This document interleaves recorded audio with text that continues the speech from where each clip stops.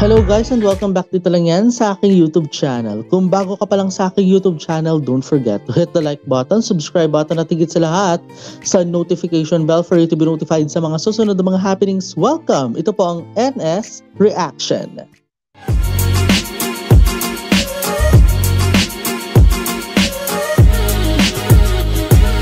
And for today's video guys, ito na nga ho ang simula ng My School President kung saan nga ho ay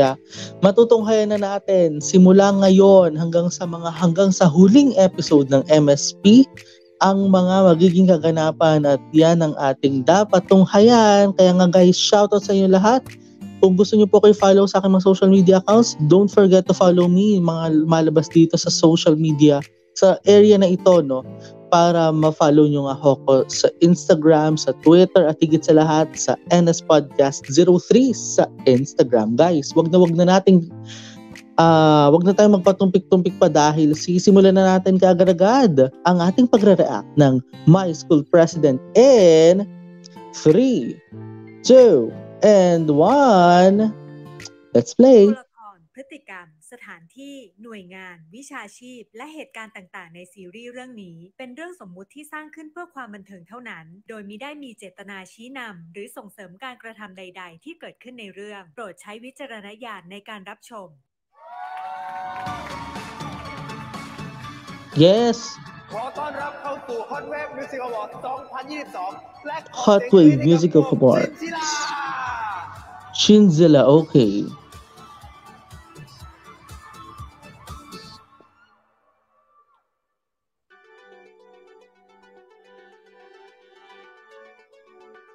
วันนี้พวกเราจะมาไถ่บาป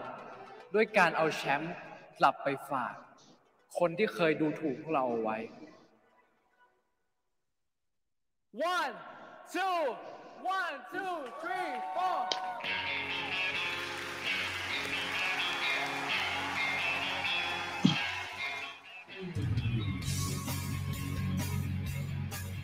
4 เฮ้ยอะไรวะ Ay,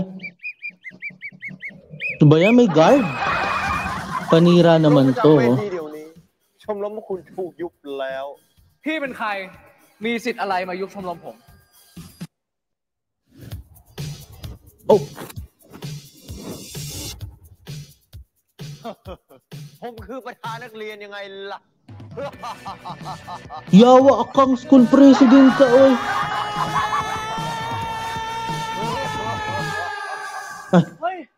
Ay, yawa.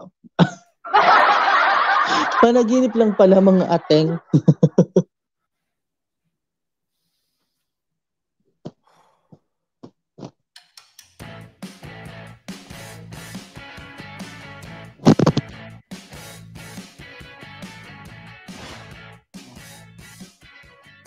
สวัสดีครับขอต้อนรับน้องๆทุกคนเข้าสู่ชมรมดนตรีนะครับพี่ชื่อกันเป็นหัวหน้าชมรม Si Gan. Okay, it's nice to meet you, Gan. พวกที่ชอบมาชิลกับเพื่อนหรือแม้แต่พวกที่เก่งแต่ไร้แพชชั่นที่นี่เราต้องการแค่คนที่มีความสุขกับการเล่นดนตรีเฮ้ยชมรมเรานะครับโอเคนะครับมันจะได้ดูทางการมากขึ้น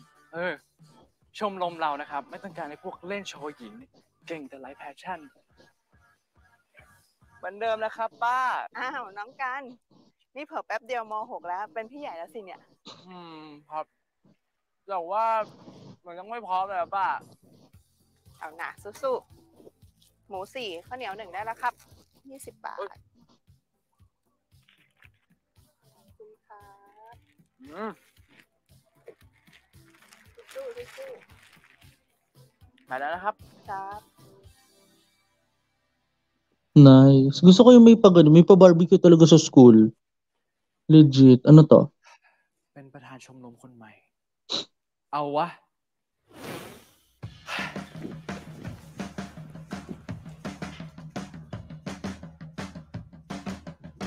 เฮ้ยพวกมึงทำเหี้ยเนี่ย กินหมูทะ O nga naman, nakain nga naman. Talaga tong si Gan. น้องๆ เดี๋ยวน้องๆ ค่อยเข้ามาช่วงบ่ายนะครับ พี่ขอ Wag mo. มันแป๊บเดียว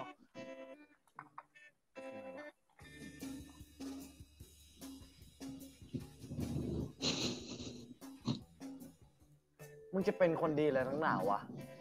ใครๆก็รู้ว่าชมรมเราอ่ะ แม่งคือศูนย์รวมความบันเทิงของคนบันไลบันไลเฮี้ยของมึงวะ กูตั้งใจซ้อมอยู่ เผื่อกีฬา4 ปีนี้เขามีแข่งอีสปอร์ต ใช่ป่ะข้ามคน Sinapak po. ปีเนี้ยกูจะไม่ยอมให้พวกมึงแล้วก็มึงทำตัวเละเทะอีกแล้ว พวกมึงลืมแล้วเหรอ เราสัญญาอะไรกันไว้อะ ขอเสียงปรบมือให้กับวงชิงกีฬา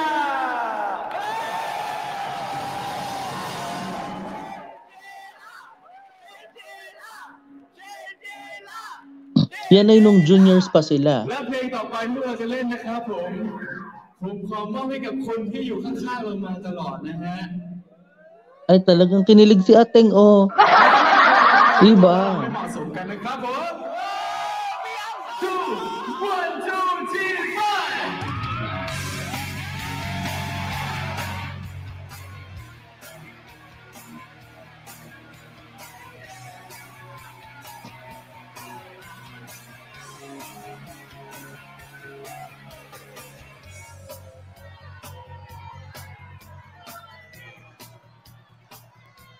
Ay, mukhang may inuto, oh. Inang, oh.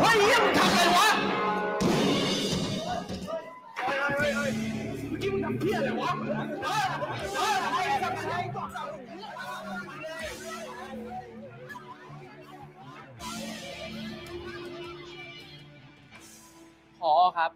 แต่พี่ยักษ์เขาไม่ผิดเลยนะครับ ก็พวกคู่แข่งอ่ะ มันยั่วพี่ยักษ์ก่อนอ่ะ จะอะไรก็ช่าง ตอนนี้ทางโซเชียลเขาเรียกร้องให้ทางโรงเรียนเราออกมาแสดงความรับผิดชอบ Oo nga naman, kasi kayo nagsimula ng gulo eh. Well, on the other hand naman talaga, kung sila yung may kasalanan, well, kung yung isang lalaking yun kasi, bakit pa kasi niya inakbayan yung isang babaeng may gusto naman pala dun sa, dun sa isang taga Chinzilla, eh, ang harot mo kasi! Napakae! Diyos ko, tuloy tayo. ผมขอลาออกเองครับ เธอคิดว่า ยัง เธอลาออกแล้วเรื่องมันจะจบเหรอ แล้วนี่ไม่ใช่ครั้งแรกนะ ที่ทางชมรมพวกเธอก่อเรื่อง เอาหน้าผมเข้าใจที่ท่านรองเป็นห่วง แต่เราจะไล่เด็กที่ล้มออกไปจากแถว ยุบชมรมที่พวกเขาเคยใช้แสดงความสามารถ แล้วเราจะมีโรงเรียนไว้ทำไมล่ะ แต่ผอ.คะ คนที่ทำผิดก็ต้องได้รับการลงโทษนะคะ And ganun-ganun na lang yun? To punish? Parang mali din naman. โทษของพวกเธอก็คือ ให้ลืมเรื่องนี้ซะ ก้มหน้าก้มตาฟิตซ้อมอย่างหนัก ไปเอาแชมป์มากอบกู้ชื่อเสียงให้กับทางโรงเรียนของเราให้ได้ พอครับ ปีหน้า ผมจะคว้าแชมป์ฮอตเวฟมาฝากโรงเรียนเราให้ได้ครับ ผมสัญญาครับ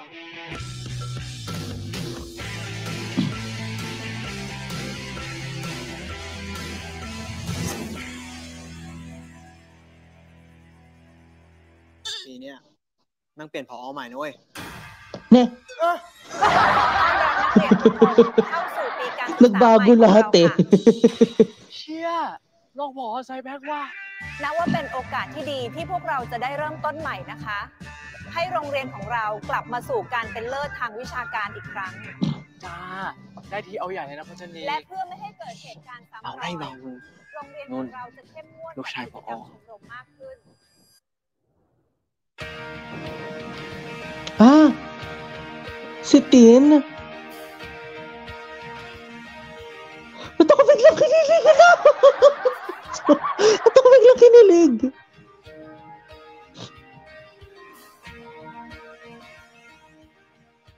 Patingin. Sorry, kinilig ako. ไม่กระพริบเลย ถ้าชมรมไหนไม่ทำให้เกิดประโยชน์กับโรงเรียนจะต้องถูกยุบ to be terminated. พอครับพัชระเป็นอะไรจะพูดครับ Wiset, dadamay mo pa si Pachara.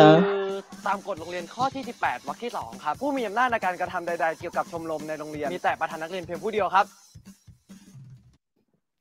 ถ้าอย่างนั้น ครูก็ขอให้ประธานนักเรียนคนใหม่ ใจดีกับชมรมพวกเธอก็แล้วกันนะ Oo nga naman.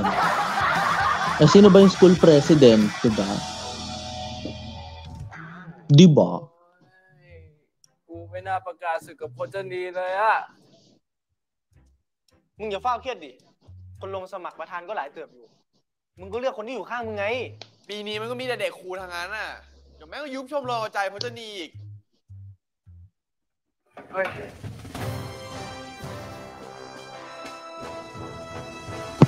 คิงยุบวงก่อนเลยไหม Wrong ก็นึกว่าจะมีอะไรดี Maling idea yun, ha? ๆ ช่วยเลย Hindi ka pa... To recommend with, hindi basta-basta ang pagdi-disband unless agreed ang lahat. Tama ba? Unless agreed ang lahat na mag-disband, di ba? Oo. Kasi, ang pangit na matingnan na ikaw lang nag-desisyon ng disband tas ayaw nila. Di ba? O, tuloy tayo. เอางี้ กูสมัครประธานนักเรียนเอง Aray. ไม่ต่างจากกูเลยครับ นอกจากพวกกูเนี่ย ใครเขาจะเลือกมึง ก็ไม่แน่นะเว้ย คนเขาอาจจะอยากได้ประธานนักเรียนกากาเกรียนๆโง่ๆบ้องบ้องบ้องบ้องแบบนั้นอะมาไฟกับโคชนีก็ได้ใช่ปะโง่ๆกากอย่างเงี้ยเกรียนเนาะ เฮ้ย ถ้ามันได้เป็นประธานอ่ะ มันก็ต้องออกจากชมรมเราดิ Ayaw nga naman, no? Ayaw nga. Ano? ถ้ามันจะรักษาชมรมเราไว้ได้อ่ะ กูยอม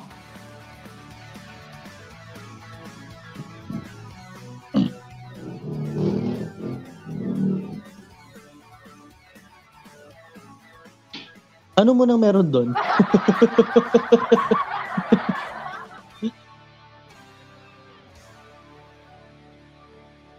ขอเชิญผู้สมัครประธานนักเรียนทุกท่านประจำที่ได้เลยครับ ขอเสียงปรบมือด้วยครับ Ay, ito na. The debate. Ano kayo meron dito? แล้วผู้สมัครอีกคนนึงไปไหน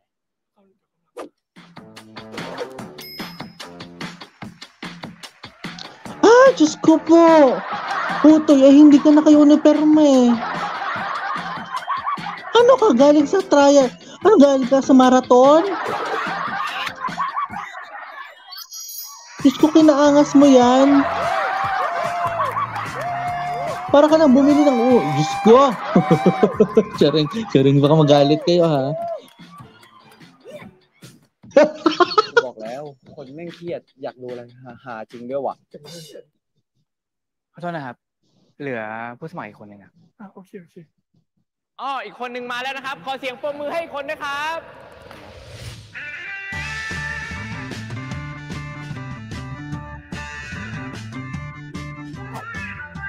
Oh my God, no. Wow. Kung sino yung tahimik sa classroom, siya pa. Ay, grabe, ang lakas ng buha. Parang siyang nga tong ka-bandmate mo.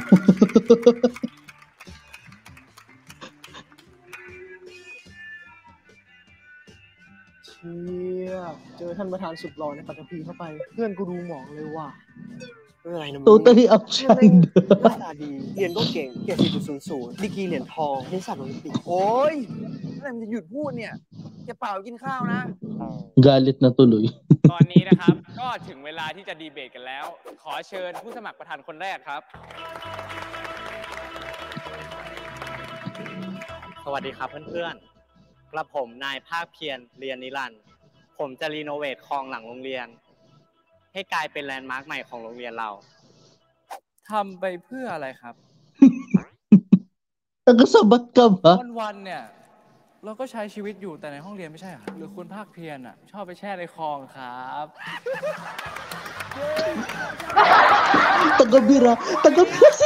Taga-bira si Gana. สำหรับผม Ano? โรงเรียนไม่ใช่สถานที่ ไม่ใช่เกรดเฉลี่ย แต่มันคือความทรงจำครับ Mhm. ชีวิตม.ปลายเนี่ย มีแค่ครั้งเดียวนะครับ จะก้มหน้าก้มตาเรียนอย่างเดียวอะครับถ้าทุกคนเลือกผมสัญญาว่าปีนี้จะเป็นปีที่ทุกคนไม่มีวันลืมครับ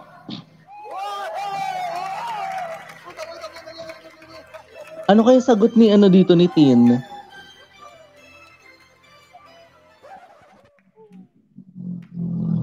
Patay. Si Tin.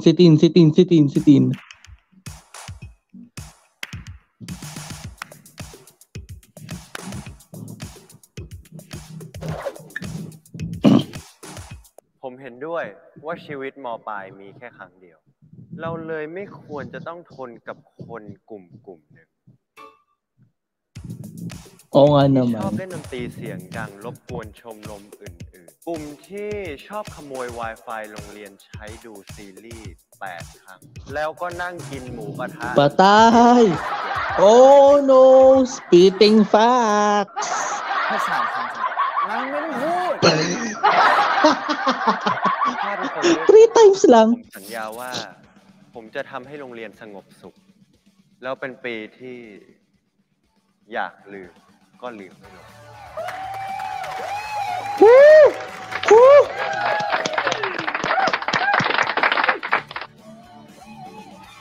Kung unforgettable, dapat yung hindi mo makakalimutan. Karamihan nga sinasabi, hoy, totoo to, legit ito ha. May nagsasabi talaga na let's make this school year unforgettable. Let's make the next school year unforgettable.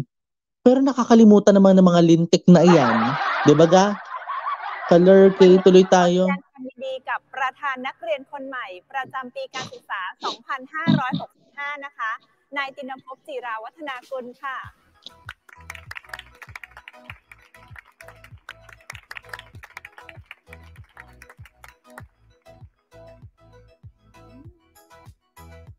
เจอกันทุกวันไม่ไปให้กันที่บ้านเลยวะ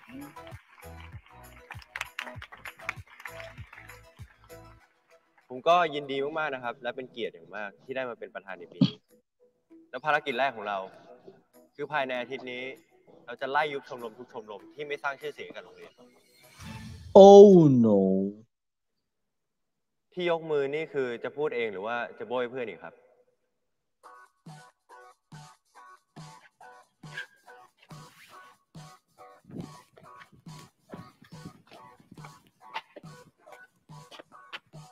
แปลว่าถ้าวีคเนี้ยเรามีผลงานของเรามาอวดท่านประธาน ก็จะทำอะไรเราไม่ได้ ถูกไหมครับ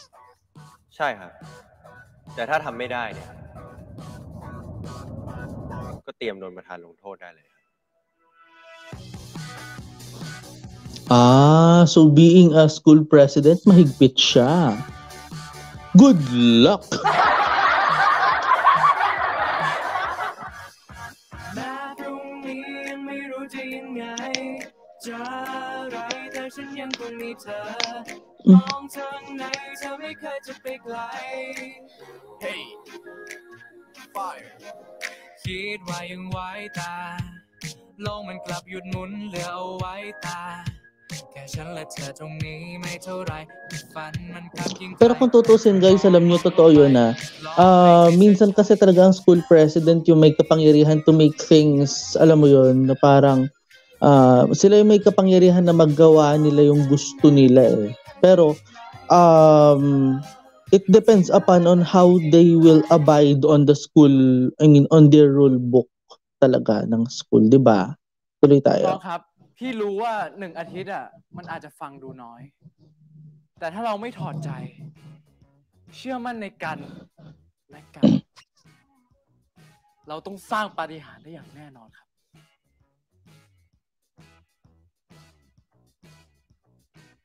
เฮ้ยไปไหนกันหมดวะ ปาฏิหาริย์บทมีจริงเหรอเพื่อน น้องแม่งไปตั้งแต่คำแรกแล้ว แม่ง ผิดที่ไว้ใจ แต่ยังไงอะเพื่อนก็ไม่ทิ้งกันว่ะ อ๋อ พวกกูอยู่เพราะมีของแดกฟรีอ่ะ ขอบใจนะที่สั่งมาให้ จัดเลย Kakain din. ใครสั่งกูไม่ได้สั่งนะมึงช่วยกินต่อกินเยอะๆนะ จะได้มีแรงสร้างผลงาน Ay. จัดเต็มนี่ครับเลี้ยงก็กิน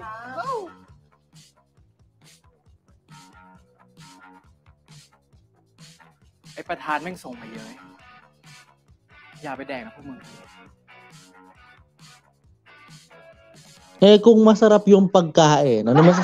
masasabi mo doon, ha? มึงแน่ใจนะว่ามึงจะไม่แดกอร่อยนะ ไม่ แน่ใจนะว่ามึงจะไม่แดกอร่อยนะ Ginugutom. ใช่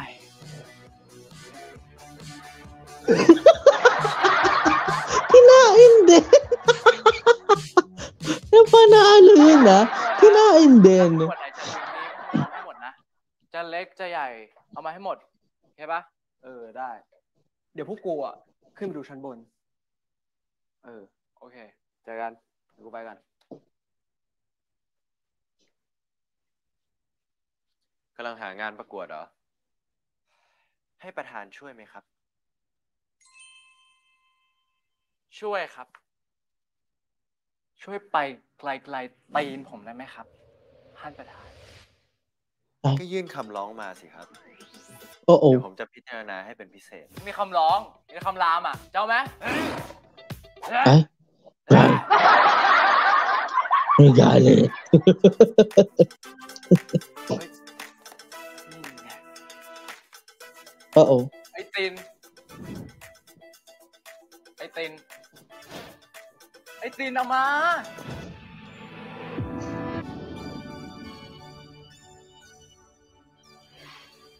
Sabi sa inyo talaga iba yung nagagawa pag sobrang tahimik, nagiging ganyan. Oo.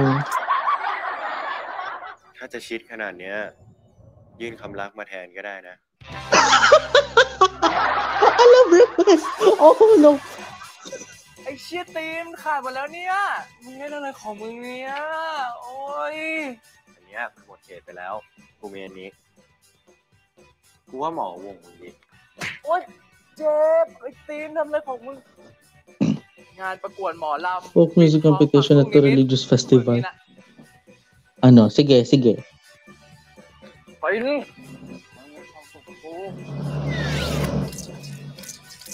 At saka take note ha, sa religious festival pa yun, ha?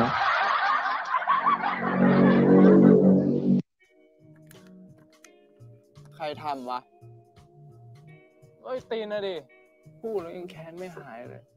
ส่วนพวกกูอ่ะ ก็หาทั่วโรงเรียนแล้ว มันไม่มีการแข่งไหนแข่งวีคนี้หรือวะกูก็ไล่เสิร์ชดูหมดแล้ว ไม่มีที่ไหนรับเลย ช่วงเนี้ย ไม่ใช่หน้าประกวด เฮ้ยหรือเราจะเปลี่ยนไปซื้อหมอลำดีวะเพื่อน โหเติมคนเดียวมึงคิดว่าง่ายเหรอ วงบิดบัฟอย่างพวกเราอ่ะ จะเอาอะไรไปสู้เขา Britpop. เฮ้ย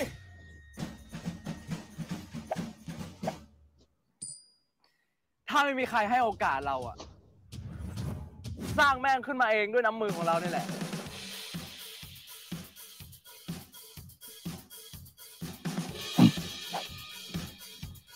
Hmm? Ano meron? โอ้ยแล้วมึงจะเอายังไงเนี่ยโอ้มึงอาจจะวงพวกกูไปเลยแบแค่นี้แหละ เฮ้ยใจเย็น ไอโยมันว่าไงบ้างวะ แม่งป๊อตด้วยดิ กลัวโดนหักคะแนนจิตพิสัย เทพวกเราแล้ว โอ้ Oh no. ใครมันจะเล่นกีตาร์วะ กูเล่นเอง ไม่ได้เหรอ มาถึงนี่แล้วอ่ะ ต้องลุยเท่านั้นแล้วแหละ มา เพลงแรกเพลงอะไร มึงขออนุญาตยัง เพลงใครวะไม่เคยได้ยิน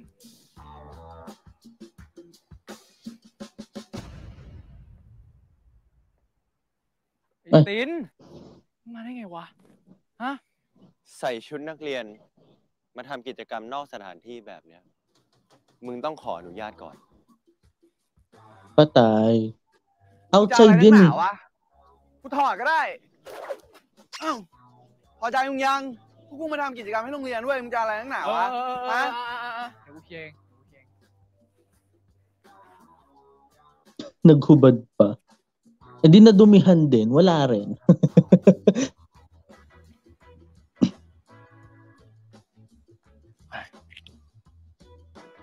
มึงเอาไป20นะ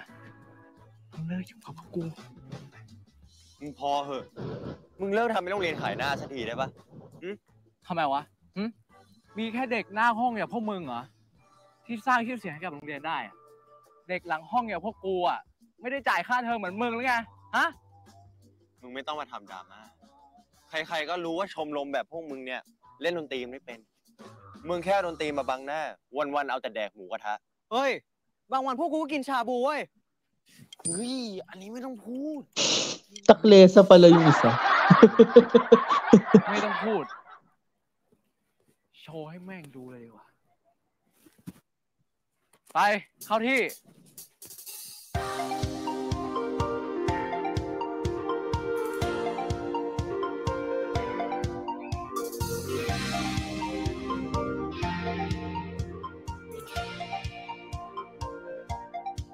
ไม่รู้ว่าเป็นอะไร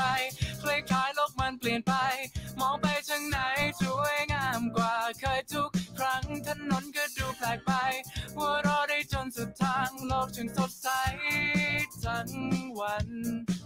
ฉันเห็นผู้คนมากมายไม่รู้ว่าใครต่อใครทั้งซ้ายทั้งขวายิ้มให้กันละกันทั้งนั้นรู้ไหมว่ามันสุดท้ายรู้ไหมที่เธอบอกกันฉันอารมณ์ดีว้าวอยากจะร้องดังพูดให้ใครต่อใครได้รู้ตัวกันอยากจะร้อง Nagugustuhan din niya. Ngiti na yan. Oo. Pinigilan lang niya. คำที่เธอบอกกันว่ารักมากมายฉันจะร้องให้ดังๆแต่ฉันมันดีใจที่เธอมาบอกกันอยากจะตะโกนมันออกไปฉันขอแค่เพียงสักวันให้ฉันได้ทำ Pinipigilan niya yung kiligin dun sa kanta. ฉันขอร้องมันออกมาฉันสบายใจว้าวจะได้ Ay.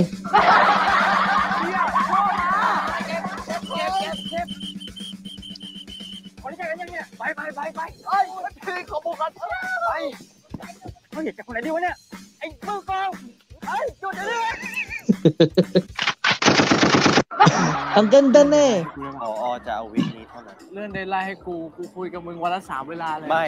เฮ้ยตีน Oh my God, ano mangyayari? Balikan natin itong mga naging kaganapan nga kanina lang, no? Kasi talagang, in fairness ha, sabi sa inyo exciting eh. Kasi yung first part na ito napahaba. For me napahaba siya kasi gawa ng gawa ng introductory siya eh. Pero just to know, 1 week before ma-eliminate yung kanilang band o 1 week before sila ma-formally disband. So ayaw nilang ma-disband kasi nandun na yung dun magkakaroon ng greater reputation beyond its yung kanilang reputation. So part 2 na tayo kaagad-agad at titingnan na natin, and syempre sisimulan na natin kaagad-agad in 3, 2, and 1. Let's play.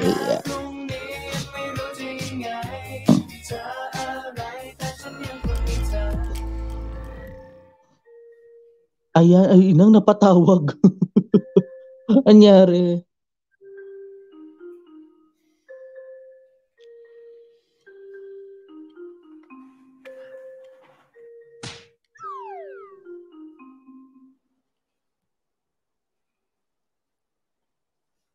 แม่คะ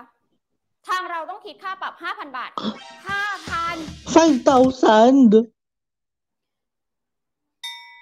เด็กเขาไม่เล่นให้ฟรีเนี่ยคุณยังมีหน้ามาเก็บเงินอีกเหรอรู้จักไหมดนตรีในสวนอ่ะถ้ากดให้ตายต้องไปตายไหมฮะ Patay. Sige.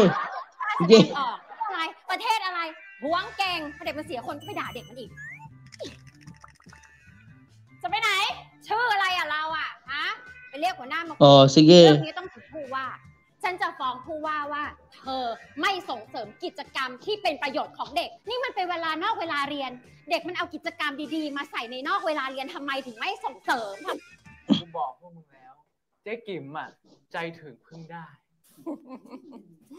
มีแต่มึงอะไอ้ตูดพึ่งพาอะไรไม่ได้เลยเสียเวลาทำมาหากิน Ang sakit. เสียวแทน ลองไหม ไม่ครับไม่เอาครับขอโทษครับ ได้อย่างนี้ น้อง ขอจำบะ3 เท่ So waiter yung nanay ni ni Gan. Okay. ไป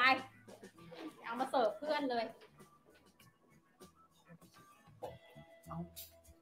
Ano ninyo, Mrs. Gim? Mrs. Jim ba yun, Mrs. Gim? จำบะอร่อย Puro จริง ano?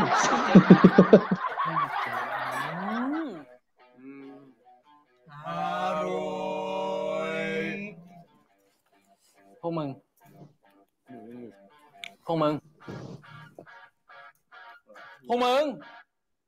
อย่ามัวแต่กินมาช่วยกันแก้ปัญหาหน่อยดิ มันใช่หน้าที่เราเหรอวะที่ต้องสร้างชื่อเสียงในโรงเรียนอะโรงเรียนนั่นแหละต้องสร้างชื่อเสียงให้เรา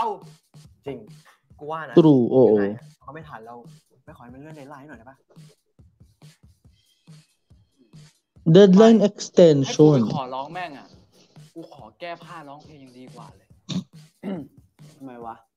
หรือจริง ๆ แล้วมึงกลัวมันมึงกลัวก็บอกตรงๆก็ได้กลัวมันก็บอกได้ตรงๆนะพวกกูไม่ว่าอะไรหรอก กูไม่กลัว พวกมึงคอยดูกูเลย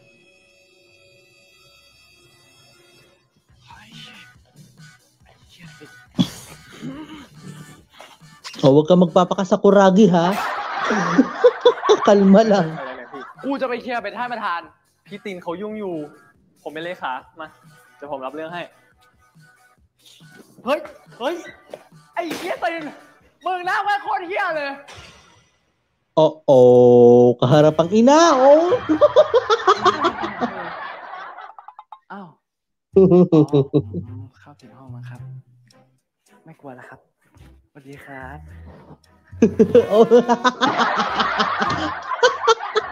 Maka-asol ka kaharap nanay.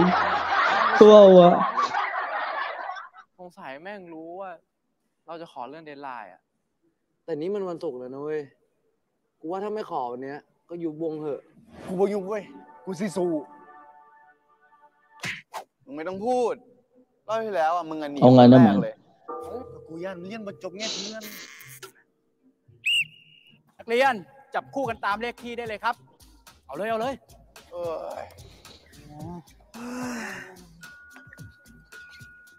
จำได้ไหมใคร ข คือ อ ใครเนี่ย เชิญนายทิวสนโสพลปฏิมาพบผู้ปกครองที่ห้องธุรการค่ะ ขอเชิญนายทิวสนโสพลปฏิมาพบผู้ปกครองที่ห้องธุรการค่ะ ขออนุญาตไปหาผู้ปกครองที่ห้องธุรการครับ เชิญครับขอบคุณครับเต้นกับผมสักเพลงนะครับท่านประธาน มา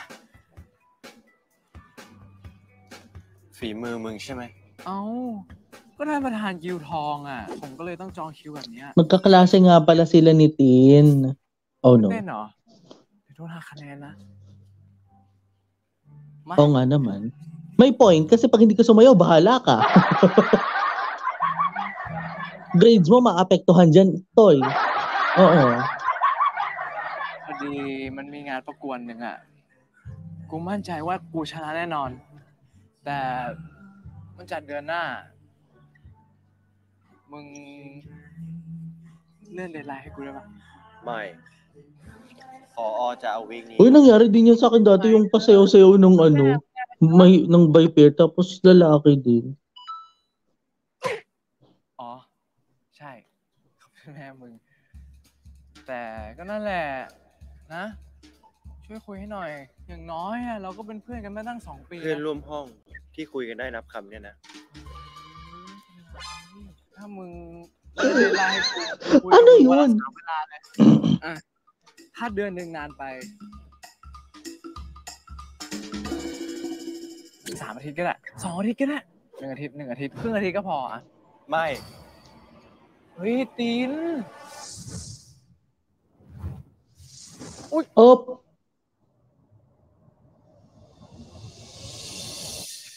Wow! Nakapangsayaw! Nice! Uy, ang ganda ng position na yun. Pero parang wala yata doon sa tinuturo ng teacher niya. Oo. โอ้โห เยี่ยมมาก Ang galing!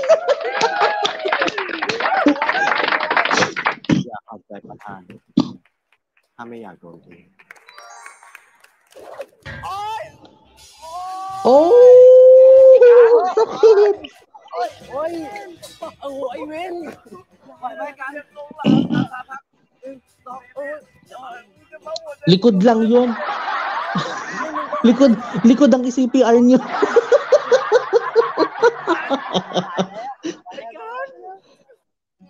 ที่พี่เขาอุตส่าห์ไว้ใจพวกเราอะจะให้มันจบแค่นี้จริงๆเหรอวะ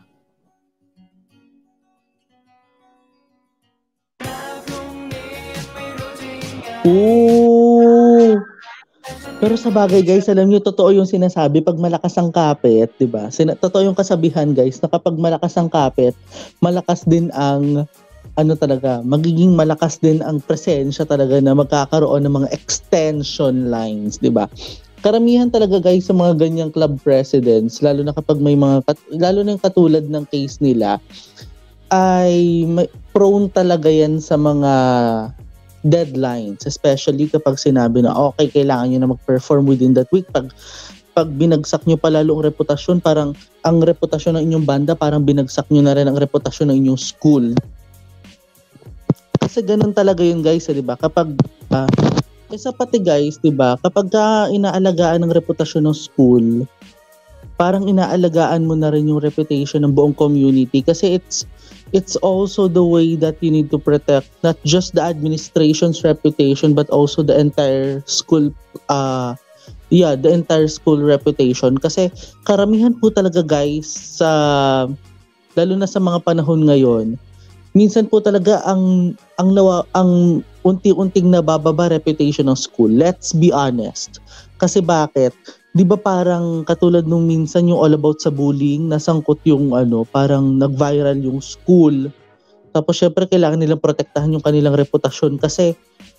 yung student ng kanilang school was really affected, was really the cause of affecting the reputation of the school. So yun yung kailangan pangalagaan talaga. And yet, yun ang pinakakauna-unahang pangangailangan talaga ng karamihan ng mga school, ang protektahan ng reputasyon ng kanilang paaralan, di ba? So, yun na nga guys sa ating part 2. Simulan na natin ang ating part 3 in 3, 2, and 1. Let's play.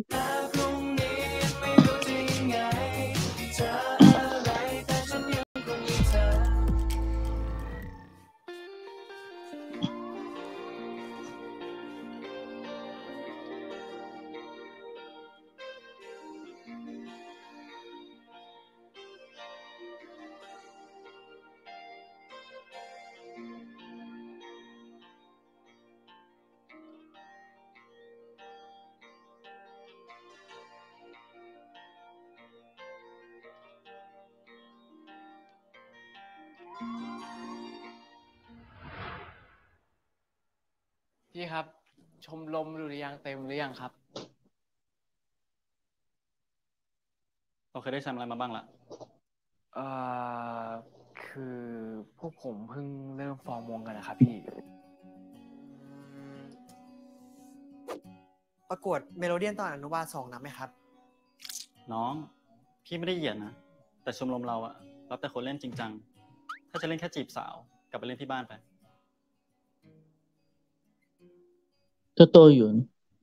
Kasi alam niyo yun guys, playing in the band, competing in the inter-school, no? Competing in intercollegiate band, no? O kahit saan mang parte ng competition yan. Hindi lang naman basta makakapag-impress ka ng babae eh. It's the talent that you give. 'Di ba? Kaya yung iba diyan ng mga nagba-battle of the bands, please give always your best. To the certain extent, pwedeng lumampas ng 100% yung pagbigay nyo ng best kung talagang doon sa lampas ng 100% nyo kayang ibigay. Kasi it is, again, katulad nga na sinabi ko kanina, katulad din ng nabasa, nang nakita nga natin dito na closed caption, di ba? It is not just to impress the female students. It is also to impress the entire audience. You're not going to impress one specific person, but you are going to impress all other people around you. 'Di ba? So, tuloy tayo. พี่เขาไม่ได้เหยียดเราอ่ะ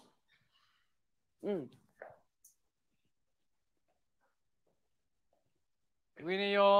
เป็นไงบ้างวะ ชมรมแรปมึงอ่ะ สภาไม่อนุมัติอ่ะ เขาบอกว่าถ้าชอบดนตรีอ่ะ ก็มีชมรมดุริยางค์อยู่แล้ว แม่งก็เหมือนกันนั่นแหละ ที่ชมรมหมากรุกยังมีหมากรุกไทยหมากรุกจีนหมากรุกอังกฤษหมากรุกเกาหลีเลยรวมหมากเก็บไปด้วยเลยอ่ะ Jackstone Club แต่แม่งเน้นวิชาการทำไมมันย้อนแย้งจังวะ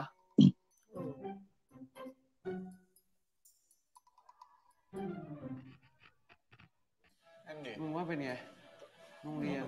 กูก็อยากเล่นดนตรีอ่ะเฮ้ย พวกมึงได้ยินเสียงอะไรป่ะ พวกกูได้ยินอยู่ หรือว่าจะเป็นชมรมดนตรี เฮ้ยไปดู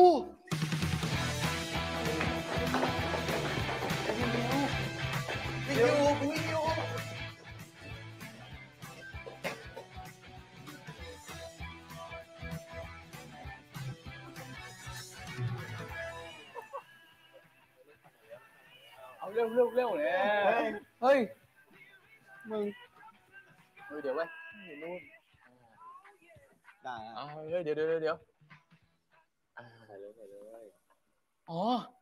น้องๆมาสมัครเข้าชมรมใช่ป่ะ เฮ้ย มึงเอาใบสมัครน้องกรอกดิไหนวะหาโอ้ยทำมันดิ อร่อยวะ อ่ะมึงกรอกซะ กูจะรีบแดก อ่ะ ไอ้เหี้ยโหกูหายอีกอ่ะมึงอย่างนั้นนะท้องกูเอง Tapos sila kumakain lang doon. เฮ้ยไม่เอาแล้วเหรอ เก็บไว้ลองเตาพี่ นี่ไม่ได้เหยียดเลยนะ พวกผมอ่ะสายจริงจังว่ะ เฮ้ย เดี๋ยว กูฝากซื้อพริกกระเทียมหน่อยได้ป่าวะ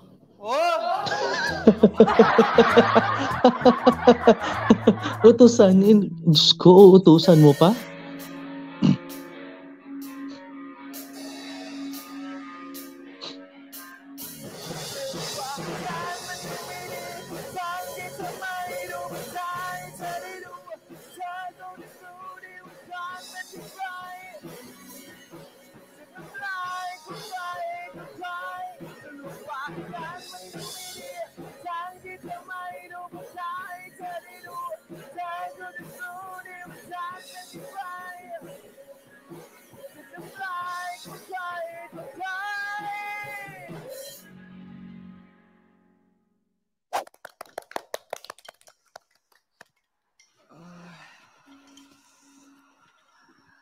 ผมขอโทษนะครับที่ผมเหยียดพวกพี่อ่ะ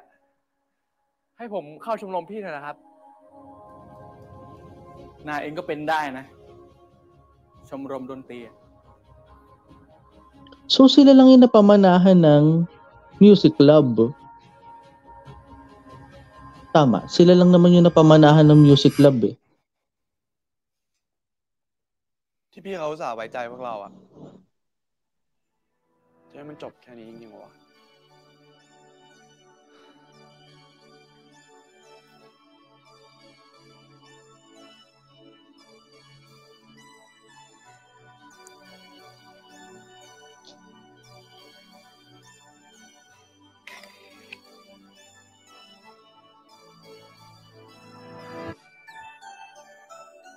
Parang yan ata magiging susi nila, no? Itong...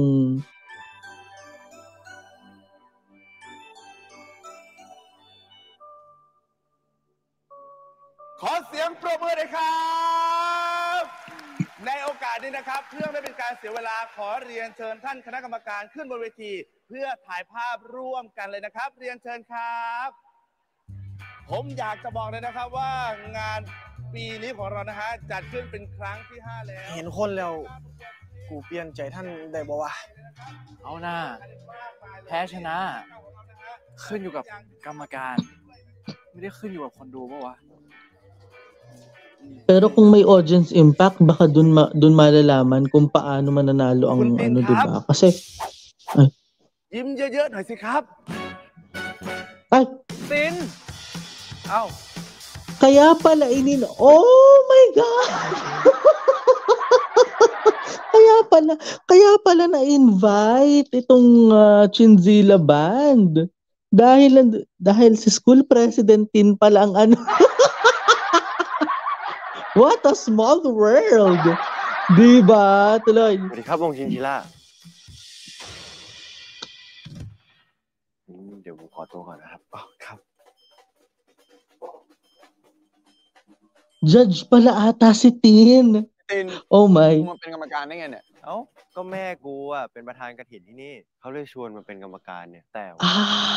พอดีวันนี้แม่กูไม่ว่างว่ะ Si ano? กูต้องไปแล้วว่ะไปเจอนะครับ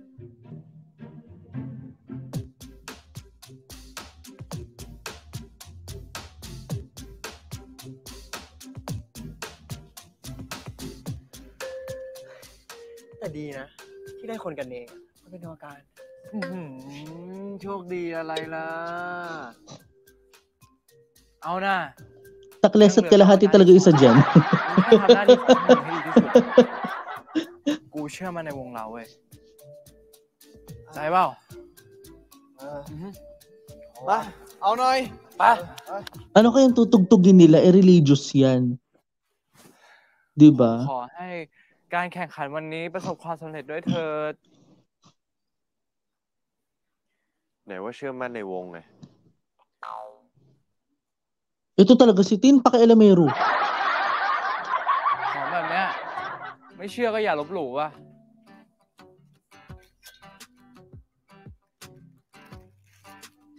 ถ้าจะขออ่ะจุดธูปด้วย เดี๋ยวไปไม่ถึง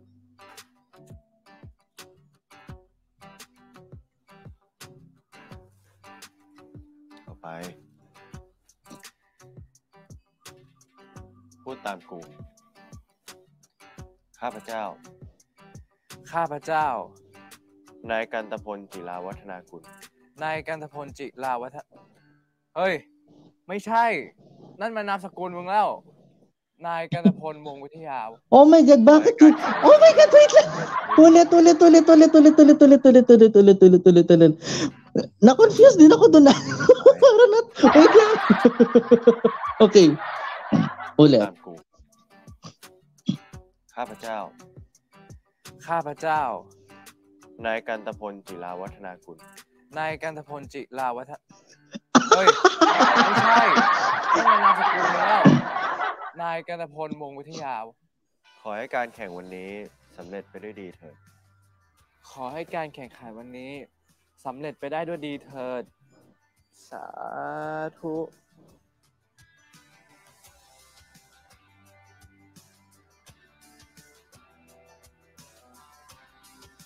Actually, pinagdadasal din niya yon ni Tin. Tama?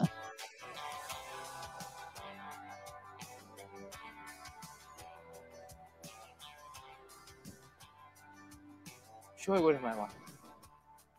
กูไม่ได้ช่วยมึงซะหน่อย ฮะ กูแค่ไม่อยากให้โรงเรียนขายหน้า แค่นั้นแหละ กูไปแล้ว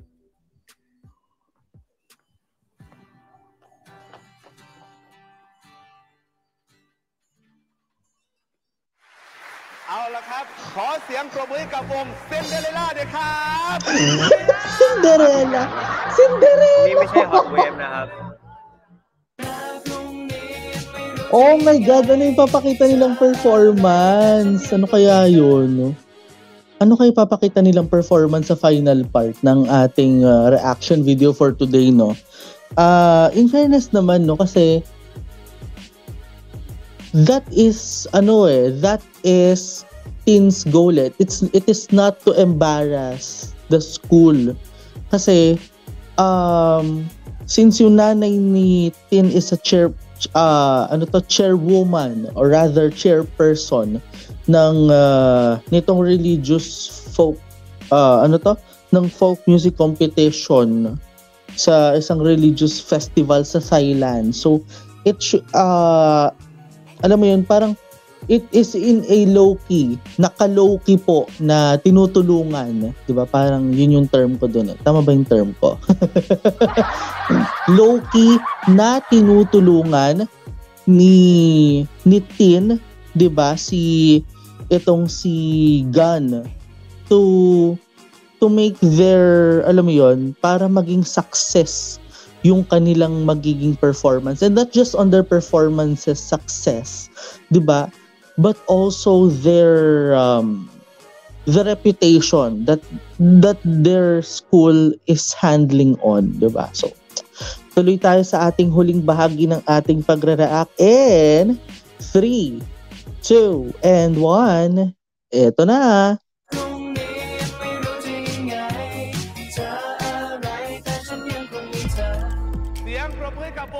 ม่วนซื่นหน่อยครับโอ้โหม่วนซื่นสมซื่อหลีน้องพี่น้องเนาะอ้าวน้องๆครับเดี๋ยวเชิญพักผ่อนด้านล่างก่อนเลยนะครับเอาละครับอีกหนึ่งวงนะครับถือว่าเป็นวงน้องใหม่เหมือนกันเพิ่งมาแข่งครั้งนี้เป็นครั้งแรกขอเสียงปรบมือกับวงเซนเดอเรลล่าด้วยครับชินชิล่าปรบมือด้วยครับAno kayo papakita nilang performance, 'di ba? Kasi it's more on religious 'di ba? ท่านคณะกรรมการมีคำถามอะไรหรือเปล่าครับ แต่งตัวมาแบบนี้นี่มาผิดงานป่ะครับ Oo nga naman, 'di ba? นี่ไม่ใช่ฮอตเวฟนะครับ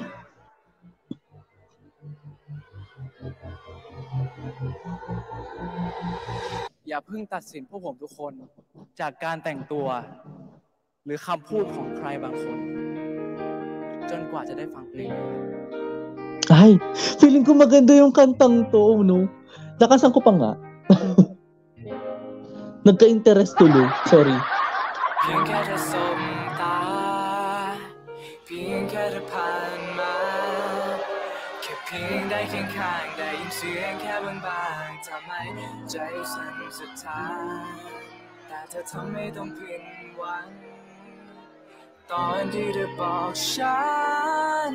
ว่ามันคงไม่มีวันที่เรานั้นได้คู่กันก็เพราะเรื่องราวของฉันบางก็ว่าฉันเป็นคนอย่างนั้นบางก็ว่าฉันเคยทำอย่างนี้ว่ากันว่าฉันเป็นคนไม่ดีว่าแต่ว่าไม่เคยคุยกับฉันสักทีสรุปว่าฉันมันดูไม่ดีทั้งที่เธอไม่ดูพอท้ายเธอได้ดูเธอก็ดันรู้ดีว่าฉัน Ota mo, kanina puro bo kayo The audacity. Sorry, hindi ko talaga alam meaning audacity, sorry.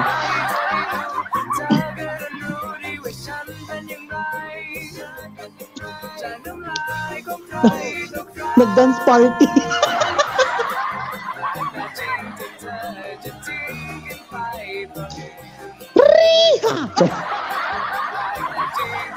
Sorry. Ganun, ang hyper ko dun. Ota.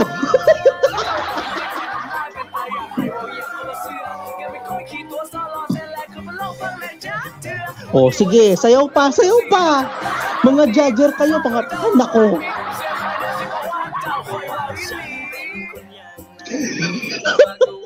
So, mapagalito na ako sa kabilang studio.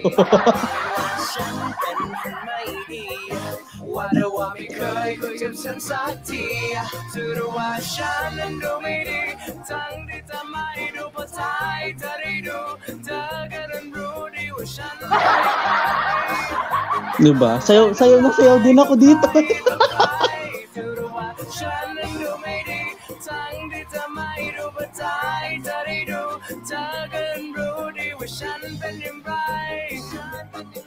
จากน้ำลายก็ไปตะไคร้ Nag-aksepo ng pulbo.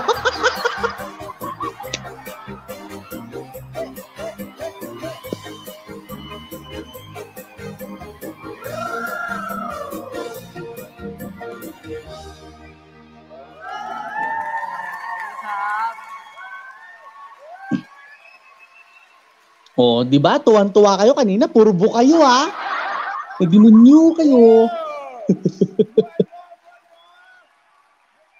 Ay, hindi pa rin. ต่อไปนะครับเป็นช่วงเวลาสำคัญนั่นก็คือการตัดสินผู้ชนะนะครับ ซึ่งคณะกรรมการของเรานะครับทั้ง3ท่านนี้จะมีพวงมาลัยคนละ1พวงมีค่า20คะแนนเริ่มต้นจากท่านแรกนั่นก็คือคุณหญิงชิดชนกเชิญให้คะแนนหน้าเวทีเลยครับ One garland is 20 points. โอ้โหชินชิล่าได้ไป1พวง20คะแนนครับผมเอาถ่ายรูปเลยครับ Ay, talaga may... Ay, kinilig si Ateng, oh. Charay. และกรรมการท่านถัดมานะครับ เรียนเชิญกำนันสันเพชรคือเกาเลเดอร์ชอบใครรักใครมักผู้ใดให้เลยครับผมอ้าวมวลซื่นได้ไป1วง20คะแนนครับผมเอาล่ะทุกคนฮะเสมอกันด้วยคนละ1พวง20คะแนนแต่ว่าเหลือกรรมการอีก1ท่านซึ่งจะชี้ชะตาดูหน้าเคร่งเครียดเชียวจะให้ใครดีนะเรียนเชิญหน้าเวทีได้เลยนะครับ Sino kaya?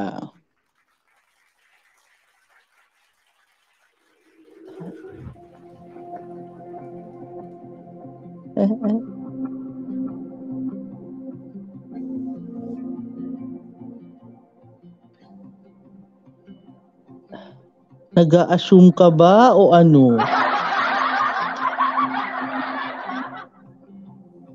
Oh no! Sabi na eh. Dapat hindi ka nag-a-assume. พวง40คะแนนครับผม โอ้โห At least nagto-20. ไม่พลาดเลยนะครับเนี่ย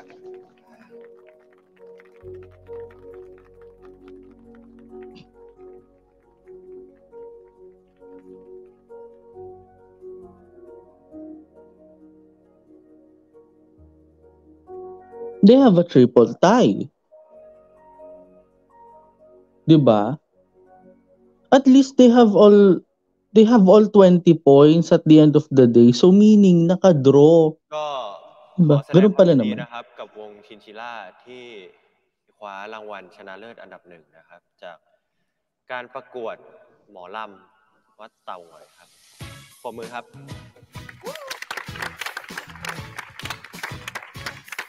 Parang dismayado pa si Mr. President. Oo.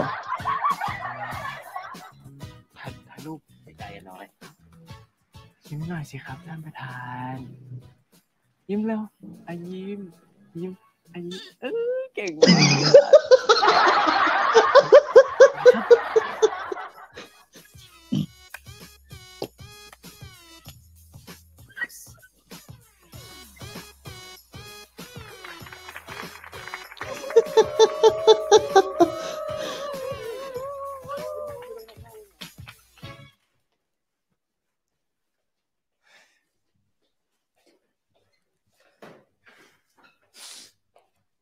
Mukhang may dark plan pa. โอเคป่ะพี่ เอาหน่าจอนอย่าเพิ่งไปกวนมันเลยมันคงอัดอั้นอ่ะ ไปเถอะ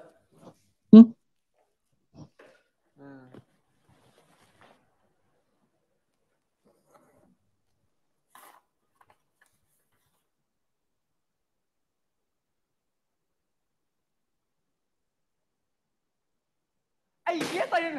มึงนะว่าโคตรเหี้ยเลยผมใส่ผมโอเคท้องมาครับพอ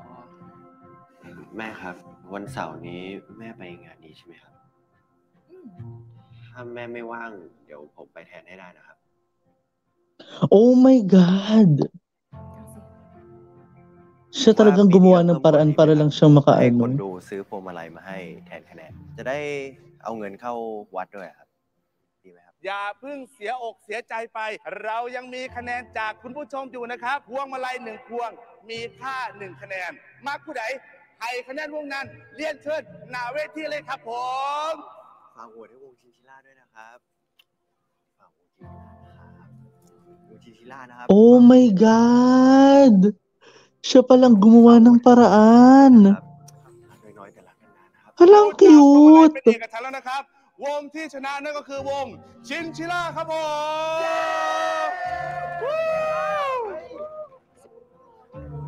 Siya talaga ang nakapag-save ng ng embarrassment eh.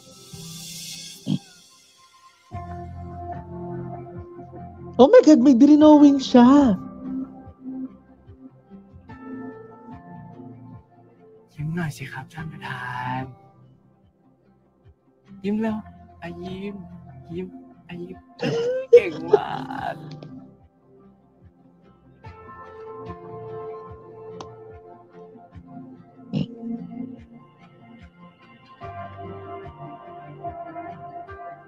You're so cute. Ano daw? Ulit. You're so cute, so damn cute. Nothing in this whole world is cuter. Oh, kinikilig ako. At ganun yung feeling.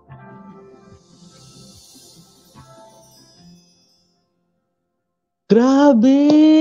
Ang ร่วมส ganda นุก ng ท้ายซีรีส์ episode EP na 1 to. โดยคอมเมนต์ฉากที่ประทับใจจากซีรีส์ที่ออกอากาศแต่ละสัปดาห์ พร้อมเหตุผลสั้นๆใต้โพสต์กิจกรรม Ang ganda ng episode na to, guys. Alam nyo, for me, it's a mixed emotion full of happiness and full of quite irritations, I think. Wait. Let's look at the preview. Okay. Preview muna เขา tayo. ฝากกำชับมานะเรื่องยุบชมรมอ่ะ เห็นผอบอกว่าให้พวกผมมายึดเครื่องดนตรีทั้งหมดเลย ก็ถ้าไม่เพราะว่าชมรมดนตรีไปก่อเรื่องเมื่อปีที่แล้วแม่ก็เลยต้องเอาเครื่องดนตรีไปขายเพื่อเอาเงินมาจ่ายเขา ครั้งนี้กูไม่ไหวจริงๆว่ะ ขอแค่มึงคืนเครื่องดนตรีกูก็พอ ให้กูช่วยมันยังไงวะวันๆเอาแต่แดกหมูกระทะ นี่เป็นโค้งสุดท้ายของชีวิตม.ปลายเหมือนกันนะเว้ย มึงอยากเสียดายมันตลอดชีวิตเหรอวะ ว่ามึงพักเถอะ เสียงมึงอ่ะไปหมดละ กูเป็นประธานนักเรียนไง กูมีหน้าที่ต้องช่วยเหลือทุกคนอยู่แล้ว กูจะช่วยมึงชนะฮอตเวฟให้ได้ไง Oh my God! Tutulungan niyo manalo sa Hot Wave! Ay, grabe. Exciting itong next episode. Grabe. Alam niyo yun, guys, dito ko natutunan sa episode na to na kahit anong galit mo, kahit anong kulo mo na ipapakita mo sa ibang tao, iba pa rin talaga yung nilalaman ng puso mo. Diba? Talaga naman. Talaga naman kinabiki. Correct. Hindi, pero totoo yun. Iba yung naramdaman ko dito sa episode nito while watching, no? Naramdaman natin na napaka-cute ng episode na ito. Naramdaman po ng inyong lingkod yung kakaibang atake nito. It is wow, yun talaga yung masasabi ko talaga. Wow, talagang ang cute ng episode na ito, and I can't believe this is great. Tama yung sinabi nga kanina, 'di ba, na 'di ba parang ang sinabi nga kanina is parang you're so cute, nothing in this whole world is cuter, and yet meron siyang pagtingin dito kay Gun all this time sa episode 1. Take note ha, episode 1 pa lang po ito. Kaya't ating tunghayan lahat pa ng mga susunod na mga episode ng My School President. Siyempre, abangan yung second episode dito pa rin yan sa aking YouTube channel para sa pagpapatuloy ng ating reaction. And siyempre guys, nakita na ko, I'll be honest, nakita na ko. Plus, I have that kind of happiness. Kaya lang nagtaka talaga ako, nasa religious tapos magpapatugtog ng medyo masaya. Pero totoo, in fairness, ang saya. Well, that's part of religious songs na talagang masaya. Pero since this is a religious festival, 'di ba? So, by the way, it doesn't mean na yun na parang naka-disregard doon. Pero in fairness, ang galing. Kudos to the team. Ang galing. Ang galing nitong atake ng episode 1. Hopefully, the more attacks we're going to watch on the future episodes, on the next few episodes ng My School President. Guys, For all of you na mga nanonood, maraming salamat po sa inyo nga po pagsama sa akin sa video na ito. Kung bago pa lang po kayo sa aking YouTube channel, don't forget to hit the like button, subscribe button, at higit sa lahat guys, sa notification bell for you to be notified sa mga susunod na mga happenings. And also don't forget to follow me on my social media accounts. Sa mga nakikita nyo nga ho ngayon dito sa ilalim ng inyong mga screens. Actually kanina pa umaandar ito sa pag-usad nga ng ating reaction. And guys, maraming salamat po. Magkita-kita tayo sa susunod na episode ng My School President Reactions. Dito pa rin po yan sa aking YouTube channel. This is me, Nathaniel Subida. This is my commentary. This is my own opinion. And this is my own reaction. This is me, Nathaniel Subida. Keep safe, have a great day, and let's see each other around. Kayo po ay patuloy na nakatutok. Ito po ang Nathaniel Subida YouTube channel. Maraming salamat and bye!